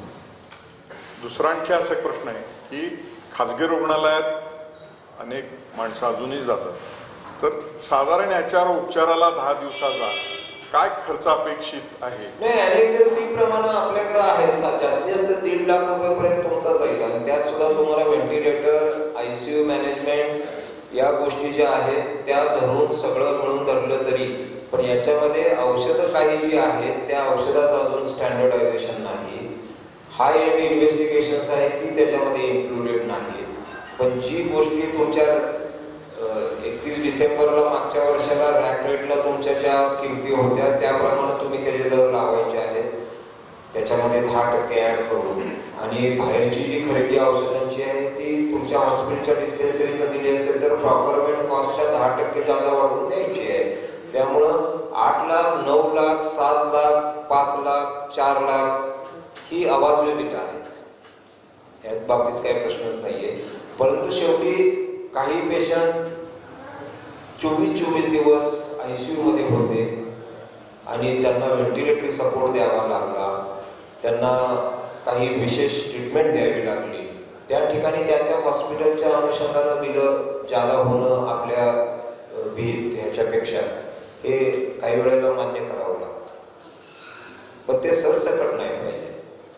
आणखी एक दुसरं की अजूनही लोक सकाळी उठून काढे उकळतायत, सोशल मीडियावरच्या काय काय सूचना वाचतायत, त्याच्याप्रमाणे अन्न घेत आहेत, बोटं मोडणं, बोटं आपटणं, हात आपटणं, असे काय काय वेगळे प्रयोग करतायत. त्याला किती म्हणजे सोशल मीडियाचा ह्या सगळ्या ह्याच्यात प्रचार आणि अपप्रचारात काय भाग झाला आणि लोकांनी आहार कसा ठेवला पाहिजे? आहार हा मला वाटतंय महाराष्ट्रातलं जे जेवण आहे हे जगाच्या पाठीवर सर्वोत्तम जेवण आहे. म्हणजे आपलं जेवण जर तुम्ही बघितलं तर एक पालेभाजी असते, एक डाळ असते म्हणजे द्विदल धान्य असते, गव्हाची चपाती आणि ज्वारीची भाकरी असते, काही ठिकाणी बाजरीची भाकरी असते, भात असतो आणि त्याच्याबरोबर काही ॲक्सेसरीज असतात, कोशिंबीर असते किंवा चटणी असते, लोणचं असतं. जेवणाची पॅलेटेबिलिटी वाढवण्यासाठी म्हणजे पाचकरस जास्त निर्माण होण्यासाठी ह्या ॲक्सेसरीजचा उपयोग होतो. मला वाटतंय कुठलंही फॅन्सी जेवणाच्या नादाला किंवा डाएटला लागायचं काहीच कारण नाही आपल्याला. आपल्या घरात जे जेवण कायम आपण जेवत आलेलो आहे ते जेवण अतिशय चांगलं आहे. काही वेळेला फक्त जेवणाच्या वेळा ॲडजस्ट करणं गरजेचं आहे आणि व्यायामाचा अभाव हे त्याला प्रामुख्याने आपल्याला कारणीभूत आहे. म्हणजे आपण बऱ्याच वेळा रात्री उशिरा जेवतो, जेवल्यानंतर एक अर्ध्या तासात आडवं पडून झोपतो, हे चालणार नाही. म्हणजे संध्याकाळच्या जेवणाच्या अगोदर किमान 2-2.5 तास तुमचं जेवण व्हावं अशी अपेक्षा आहे. काही आपल्या समाजामध्ये म्हणजे विशेषतः जैन धर्मीयांच्यामध्ये वास पाळला जातो. अतिशय चांगली संकल्पना आहे ती की साधारण सूर्यास्ताच्या पूर्वी ते जेवून घ्यायचे. म्हणजे आमचे वडील आयतोड्याला होते, तिथेही जैन कम्युनिटी जास्त होती. तिथं मी त्याचा साक्षीदार आहे की त्यांच्यात त्या काकू जेवायच्या लवकर, वास सोडायचा आहे म्हणायचे मला, आईशी गप्पा मारताना त्या जायच्या. तर ते वास त्यावेळी काही कळलं नाही मला, पण नंतर मला कळलं की त्याच्यामध्ये शास्त्रोक्त असं गणित आहे की त्याच्यानंतर तुमचं झोपण्याचा कालावधीमध्ये जास्त अंतर राहतं आणि मग लठ्ठपणा, ओबेसिटी, लिपिड्स वाढण्याचं प्रमाण हे याच्यामध्ये कमी होतं. आणि आपलं साधं जेवण मस्त आहे, याच्यामध्ये कुठल्याही फॅन्सी जेवणाचा आहारी जाण्यात काही अर्थ नाही. आणि मांसाहार सुद्धा कसं आहे, मांसाहार हा पूर्ण वर्ज्य करा असं मी कधीच म्हणणार नाहीये, कारण B12 जे असतं आपल्याला, जीवनसत्वातले काही घटक ते तुम्हाला फक्त नॉनव्हेजमधून मिळू शकतात, व्हेजिटेरियनमधून मिळत नाहीत. आणि पूर्ण व्हेजिटेरियन असा किंवा नॉन व्हेजिटेरियन असा म्हणजे मिक्स तुमचं, पण तुम्हाला व्यायामाला पर्याय नाही. त्यामुळे व्यायाम हा, आणि व्यायामामध्ये मूलभूत व्यायाम आहेत की चालणे आहे, पळणे आहे, सायकलिंग आहे. कारण आता आमच्या रानातल्या गड्यांची सुद्धा फोटो सुटलेली आहेत. त्यामुळे मला काय आता त्यांच्यासमोर लाज वाटत नाही, कारण एका बांधावरनं दुसऱ्या बांधावर जायला पण तो हिरो होंडावरनंच जातो. त्यामुळं पूर्वीच्या काळची गडी आणि आत्ताची गडी ह्याच्यामध्ये जमीन आसमानचा फरक आहे. त्याला काहीतरी आण म्हणलं की तो 10 वेळा काहीतरी कारण सांगून मग संध्याकाळी करतो, मी अमुक करतो, कारण ते तांगड्या तोडत जायचं त्याला त्राण नसतं. आणि हे चुकीचं आहे की प्रत्यक्ष कष्टकरी सुद्धा आता डायबिटीजची शिकार व्हायला लागलेला आहे. म्हणजे पूर्वी सुखवस्तू लोकांच्यातच डायबिटीस असायचा, किंवा त्याला तो नावं ठेवली जायची की शेडजी पॅटर्नची बॉडी आहे म्हणायचे, बसून असतो, काय काम करत आहे. आणि मग आता जर बघितलं तर आता सगळीकडेच ते विषय दिसायला लागलेला आहे. त्यामुळं व्यायामाला पर्याय नाही. सर, आता आहाराचं सांगितलं शाकाहारी, पण कोरोनाच्या काळात चिकन खावा, अंडे खावा, कोरोना नाही, ते तसंच होतं बोगस. का व्हायरस इतका हीट लेवायला आहे, थोडा वेळ उन्हात ठेवला तरी सुद्धा तो मरतो, थोडं उकळलेल्या ह्याच्यात पण मरतोय, त्याला काय हे नाहीये. आणि मुख्य म्हणजे त्याचं ट्रान्समिशन असं, चिकन काय आपण दुकानात आणलेलं लगेच तो कच्चं खायला लागलाय असं काही नव्हतं ना. त्यामुळे विनाकारण त्या चिकनवर बालंट आलं, तुम्हाला सांगतो मी. म्हणजे ते शेळ्या जत्रेत बोकडावर जसं बालंट येतं तसं ते चिकनवर आलं बालंट. चिकन पोल्ट्री धारकांच्यावर आलं, चिकनवर येण्यापेक्षा. आता कोरोनाला आपण एक पॉझिटिव्ह दृष्टिकोनानं बघितलं तर लोकांच्या या कोरोनामुळं सकाळी चालण्याचा व्यायाम चालू झाला, आहाराबद्दल त्यांची जनजागृती झाली, लोकांच्यापासून दूर राहायचं आणि प्रयत्न. पण आता हा जो नित्यक्रम आहे त्याचा बेनिफिट आपल्याला काय होईल, आणि 7 रोग म्हणजे जे बरेच 7 रोग होत होते, डेंग्यू वगैरे, हे थांबले, मलेरिया वगैरे, तर याच्यावर कशा पद्धतीने आपण नाही, मलेरिया थांबणार नाहीये. मलेरिया कारण हा याच्यामुळे, पण जे नेहमी होणारा फ्ल्यू आहे किंवा घसा खवखवणे, सारखं डॉक्टरच्या बाकड्यावर जाऊन रांगेत बसून इंजेक्शन घेणे, हे जे प्रकार होते हे प्रकार कमी झालेले आहे. म्हणजे तुम्हाला सुद्धा जाणवलं असेल की मास्क जर तुम्ही वापरला तर रॉ एअर, म्हणजे तुम्ही गाडीवरनं जात असताना तिथनं धुळीचा रस्ता असेल तर त्या श्वासाबरोबर धुलीकण सुद्धा तुमच्या फुफ्फुसात जात होते, ते निश्चित थांबलेले आहे. आणि हे एक चांगली गोष्ट आहे. इम्युनिटी टिकवून ठेवायसाठी अख्ख्या जगामध्ये भारतीय इम्युनिटीचं प्रशंसा झालेली आहे की भारतीय इम्युनिटी चांगली आहे म्हणून. तर या काही गोष्टी ट्रॅडिशनली आपल्याला आपल्या पूर्वजांच्याकडून आलेल्या आहेत, आपल्या संस्कृतीतून आलेल्या आहेत. त्याचं परत एकदा आपल्यावर थोडंसं हायलाईट करून गेला कोविड, की तुम्हाला हे जुन्या गोष्टी तुम्हाला परत त्या अवलंब करावा लागणार आहे. जेवणाच्या काही गोष्टी तशाच आहेत. हॉटेलिंग आपण अभावानं पूर्वी करत होतो, आता घरात आपण अभावानं जेवायला लागलो. आणि हे थोडंसं बदलायला लागणार आहे आता आपल्याला, कारण तुमचं महाराष्ट्रीयन फूडमध्ये डोळे झाकून तुम्हाला कुठलीही भाजी खाल्ली, चवळीची उसळ खाल्ली तर तुम्हाला कळतेच ही चवळी आहे म्हणून. तशी पंजाबी डिश तुम्हाला ओळखता येणार नाही, कारण ग्रेव्ही एकच असते सगळ्याची आणि फक्त तुम्हाला नावं वेगळी वेगळी असतात. आणि आपलं घरातलं चांगलं सोडून बाहेरचं खायची आपल्याला सवय लागलेली आहे, ती सवय आपल्याला मोडायला लागते. सर, लहान मुलांच्या बाबतीत तुम्हाला काय वाटतंय की अजून लहान मुलांना बऱ्याच या कोविड कालावधीमध्ये या व्हायरस स्ट्रेननं लहान मुलांना अफेक्ट केलं नाही. जी पॉझिटिव्ह आली बाळं, म्हणजे मगाशी विनायक जसं सांगितलं तसं 3 महिन्याचं बाळ सुद्धा आमच्याकडे ॲडमिट होतं कोविड पॉझिटिव्ह म्हणून, त्यालाही काही झालं नाही.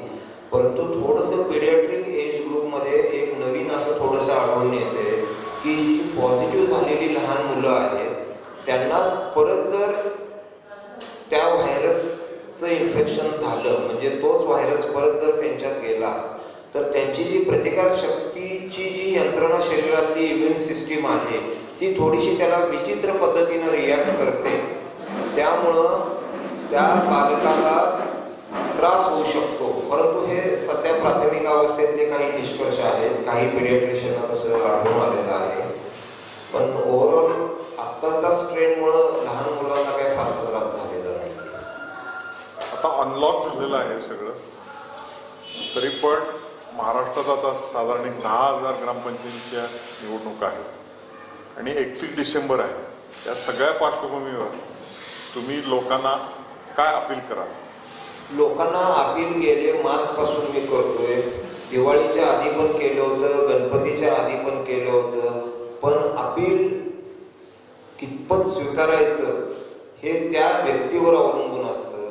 त्यामुळं सोशल डिस्टन्सिंगला पर्याय नाही, हँड सॅनिटायझेशनला पर्याय नाही. म्हणजे तुम्हाला अजून सुद्धा जर वाटत असेल कुणाला की हात धुतल्यामुळे कोविड होत नाही, हे कसं काय, तर ते आहे. कारण तुम्हाला सांगतो, मगाशी आपण बुकेची देवाणघेवाण केली, शाल श्रीफळची देवाणघेवाण झाली, शेक हँड अजून कुठं कुठं होत असतील तर ते देवाणघेवाण आहे. मी ह्या खुर्चीवर बसलेलो आहे, हा माईक मी वापरतोय, हा माईक यांनी वापरलेला आहे. हे बोलताना ह्यांचे जंतू ह्याच्यावर समजा उडालेले असतील आणि मी ते माईक वापरलेला आहे. आणि मी जर हा हात न धुता जर माझ्या डोळ्याला, नाकाला, तोंडाला स्पर्श केला तर इथनं ड्रॉपलेटमध्ये इन्फेक्शन व्हायरस माझ्या शरीरात जाणार आहे. इतकं सिंपल आहे ते. त्यामुळं हात धुण्याबद्दल अजून काही लोकांच्या मनात शंका आहे, हे हात धुतल्यामुळं कोविड होणार नाही असं कसं काय आहे. तर ह्याची डायरेक्ट सायंटिफिक संक्रमणाची ही मार्गच आहे त्याचा. त्यामुळं आणि हा ड्रॉपलेटचा मार्ग आहे, हा स्वाईन फ्लूला पण लागू आहे, हे लक्षात घ्या. किंवा इतर व्हायरल आजारांना पण हा लागू आहे. म्हणून तर इतर नेहमी होणारा फ्लू आता आपल्याला कमी प्रमाण आलंय, त्याचं कारण हँड सॅनिटायझेशन आणि मास्क आहे. त्यामुळं कोविडला जो तुम्हाला मार्ग सांगितलेला आहे तो प्रामाणिकपणानं अवलंबावा अशी माझी या इलेक्शन किंवा जो 31 डिसेंबर आहे. तुम्हाला पुढचा 31 डिसेंबर ज्यांना बघायचा आहे त्यांनी हा 31 डिसेंबर बघू. पुढचा गणपती ज्यांना बघायचा आहे त्यांनी ह्या गणपती बघू शांत चित्तानं घ्यावा. पुढची दिवाळी ज्यांना बघायची आहे त्यांनी ही दिवाळी शांत चित्तात घ्यावी. म्हणजे हे फार जनरलाइज्ड स्टेटमेंट आहे. पण यातल्या काही लोकांना झालं, गणपतीमध्ये काही लोकांना झालं, म्हणजे आमच्या साडूंचे वडील गेले त्याच्यामध्ये. कारण त्यांना कधी नव्हे ती इच्छा झाली की गणपतीचा स्टॉल काढावा. रिटायर्ड माणूस, प्राथमिक शिक्षक होता, 87 वर्षाचा माणूस होता, हसत खेळत जॉली माणूस. त्यांना काय वाटलं कोणास ठाऊक की आता त्यांना वाटलं असेल की आपण आयुष्यभर राहिलेली एक इच्छा आहे गणपतीचा स्टॉल काढावा. त्यांनी गणपतीचा स्टॉल काढला, त्या स्टॉलमध्ये इन्फेक्ट झाले. पुण्याला आंबेगावच्या बुद्रुकच्या एका हॉस्पिटलमध्ये ऍडमिट. मला फोन अमुक तमुक, बिचारे गेले त्याच्यामध्ये. आता 87 वर्षाचे होते त्यामुळं ते गेले, त्याबद्दल नैसर्गिक मृत्यूचं पण ते वय आहे, त्यामुळं काही विषय नाहीये. पण तो माणूस अजून तिथं असता, तो आता नाहीये. म्हणजे ही गोष्ट आपल्याला गरजेची आहे. म्हणून ज्यांच्या घरात डेथ झाले त्यांनाच त्याची जाणीव आहे. ज्यांच्या घरात आयसीयू पेशंटनं हाल काढलेले आहेत त्यांनाच त्याची जाणीव आहे, आपल्याला नाही. कारण आपल्या घरात अजून ती वेळ आलेली नाही. म्हणजे हे लागू वाक्य ज्यांच्या घरात आलेले नाही त्यांच्यासाठी, ज्यांच्या घरात झाले त्यांच्यासाठी. सर आपण शेवटच्या कोरोनानं हे वर्ष घालवलं. मला 2021 जर व्यवस्थित बघायचं असेल, आता शैक्षणिक माझी मुलं आहेत की वर्षभर ते शाळेत गेले, त्यांना पुस्तकाशी गंध राहिला नाही, अजून त्या शाळा चालू झाल्या. तर ह्या 21मध्ये खरोखर जर का समाजाने ठरवलं तर ह्या कोरोनाला आपण हरवू शकतो, लसीकरणाने हरवू शकतो. तुम्हाला काय म्हणजे सांगायला लागेल की लोकांनी हे केलं तर कोरोनाच्या आम्ही रुग्णालयात येणार नाही, कारण याला एक होम आयसोलेशन पर्याय आहे. कारण दुसऱ्या रुग्णामध्ये होम आयसोलेशन नसतं, ह्यात फक्त एक होम आयसोलेशन. तर आपण काय करावं लागेल 2021 मध्ये? नाही, होम आयसोलेशन हे लक्षात घ्या. मगाशी मी सांगितलं तसं जो फ्लू होतो आपल्याला नेहमीचा, ज्याच्यासाठी पेशंट डॉक्टरकडे जातो, म्हणतो डॉक्टर ह्या दंडात एक इंजेक्शन आणि ह्या दंडात 2 इंजेक्शन द्या, मला लगेच कामावर जायचं. कारण आपल्याला कामाचा दिवस पुरवायचा नसतो. तर 2 इंजेक्शन घेऊन तो बरा होतो ही जी एक धारणा आहे, ह्याच्यामध्ये सायंटिफिक बेस काय नाहीये. तर त्या माणसाला व्हायरल फिवर झालेला असतो, त्याची इम्युनिटी डाऊन झालेली असल्यामुळे ते व्हायरस त्याच्या शरीरात घुसलेला असतो. इम्युनिटी खाली जाण्याचं कारण असतं की त्याला अतिशय गेल्या 8 दिवसात त्याने शारीरिक श्रम तर केलेले असतात किंवा मानसिक त्रास झालेला असतो त्याला. ह्या दोन्ही गोष्टीच्या वेळेला त्याची इम्युनिटी खाली जात असते आणि मग भोवतालचा जो व्हायरस असतो तो फक्त त्याच्या शरीरात उडी मारायची संधी साधतो. आणि हा काय म्हणतो की मला 3 इंजेक्शन द्या पण मला आजच्या कामावर. म्हणजे ज्याला विश्रांतीची शरीराला गरज आहे म्हणून शरीरानं सिग्नल दिलेला असतो की तू 3 दिवस घरात थांब. म्हणून फ्लू झालेल्या माणसानं किंवा डोळे आलेल्या माणसानं कम्युनिटीत जाऊ नये, कारण त्याचे डोळे दुसऱ्यांना देत जातो. म्हणून त्या माणसाला शाळेत येऊ देत नाहीत किंवा त्या कॉलेजमध्ये येऊ देत नाहीत. त्यानं घरी थांबावं आणि घरातल्या लोकांच्या पासून पण लांब थांबावं. आयसोलेशनचा कन्सेप्ट ब्रिटिश कालीन आहे, जुना आहे, वैद्यकीय शास्त्र जन्माला आलं तेव्हापासूनच आहे. आयसोलेशन हे जुनं आहे. आयसोलेशन फक्त आता आपल्याला माहीत झालं. सॅनिटायझेशन हाताचं हे 18व्या शतकापासून आहे. काही गायनेकोलॉजिस्ट म्हणजे त्यावेळी स्पेशालिटी नव्हत्या, पण जे लोक डिलिव्हरी कंडक्ट करायचे आणि जे डिलिव्हरी कंडक्ट करणारे हाताची स्वच्छता बाळगत होते, त्यांची बाळं आणि ती आई वाचत होती. आणि जे तसं करत नव्हते त्यांच्या आईला सेप्सिस होत होतं आणि बाळाला सेप्सिस होत होतं. जे हँड सॅनिटायझेशन सुद्धा फार प्राचीन आहे.